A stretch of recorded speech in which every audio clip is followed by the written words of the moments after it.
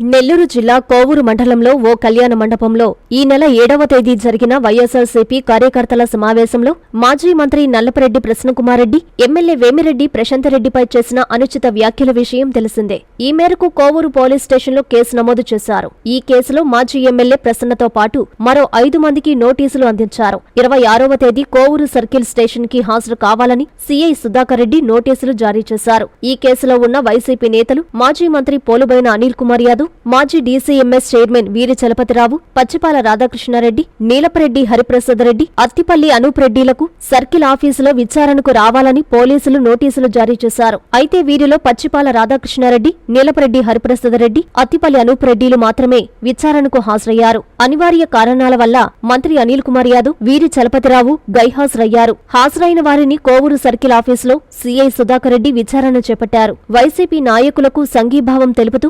నియోజకవర్గంలోని కార్యకర్తలు, నాయకులు పాల్గొన్నారు.